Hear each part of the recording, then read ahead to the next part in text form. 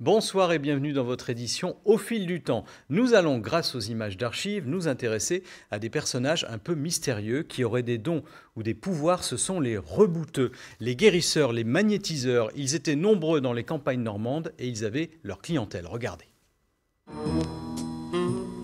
Non, ne cherchez pas d'intrigue policière à tout ce scénario. Il s'agit tout simplement d'un rendez-vous. Un rendez-vous avec Paul Guillard à Villiers-le-Sec. Un personnage curieux, c'est vrai, qui donne des consultations, elles aussi curieuses, et tout cela sous un abribus. Je suis rebouteur de métier, moi.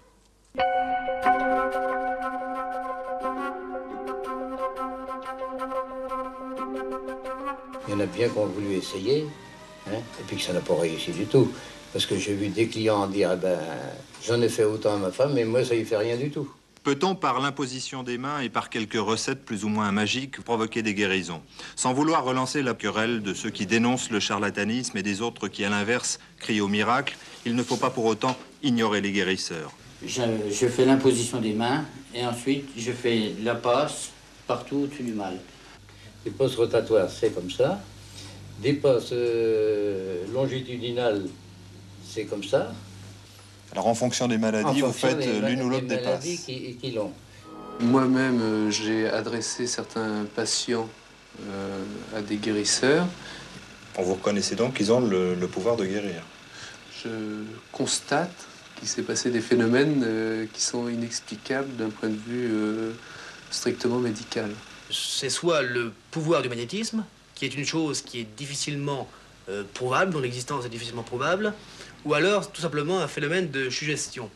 Le magnétiseur doit n'être qu'un complément de la médecine conventionnelle, mais en aucun cas intervenir contre, si vous voulez, les prescriptions du médecin. Nous sommes tout simplement des compléments.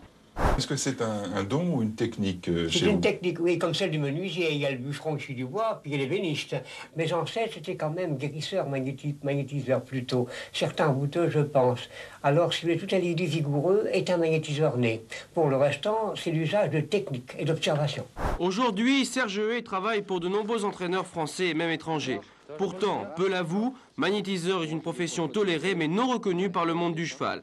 On y croit ou on n'y croit pas, de toute manière. Il y a déjà une chose. Bon, moi, je vois, c'est le résultat qui compte. Ces rebouteux ont-ils vraiment le pouvoir de guérir? On en parle avec notre invité qui est chiropracteur à Caen et président de l'Association française de chiropraxie. Bonsoir Philippe Fleuriot. Bonsoir. Alors avant qu'on réponde à cette question, dites-nous en quelques mots ce qu'est la chiropraxie et quels points communs on pourrait trouver entre les chiropracteurs et les rebouteux. Alors le chiropracteur, c'est un spécialiste de la biomécanique humaine. C'est-à-dire qu'en fait, son premier but est de libérer tout ce qui est mobilité difficile. Donc dans l'ordre des choses, c'est principalement le mal de dos. Mais vous avez aussi toutes les autres articulations connexes, entorse de cheville, problème de genoux, douleur d'épaule. Et les plus communes et communs, c'est la fameuse sciatique avec le lumbago ou la cervicalgie avec maux de tête. Voilà. Le point commun qu'on pourrait retrouver avec le rebouteux, c'est la manipulation, puisque le rebouteux, normalement, fait principalement des manipulations. La différence, c'est que le rebouteux l'a apprise un petit peu comme il a pu, ou c'est un don, alors que le chiropracteur, lui, fait des études spécifiques à cet art. Voilà, c'est toute la différence. Est-ce que ces rebouteux, ils existent encore? Alors, ils existent encore, principalement dans les campagnes, puisque c'est de là où ils sont nés. On les appelait à l'époque les rabilleurs ou les renoueurs. Ils existent encore, ils officient encore chez eux, principalement. Oui, dans des lieux parfois étranges. Tout on à a fait. vu aussi dans Souvent les images d'archives. Qu'est-ce qui fait qu'un rebouteux peut avoir un effet sur la santé de son patient? Alors, le rebouteux qui manipule aura les mêmes effets que le chiropracteur qui fera aussi des manipulations, puisque maintenant, les manipulations, d'un point de vue scientifique, on connaît un petit peu les effets, beaucoup mieux qu'avant. Ensuite, la partie magnétiseur, puisque c'est aussi l'objet de ce reportage, est un petit peu plus difficile à mettre en exergue. Il n'y a pas de données scientifiques sur le magnétisme, sachant que tout être humain est fait d'énergie, donc on peut laisser supposer qu'il y a un effet réel de passe magnétique.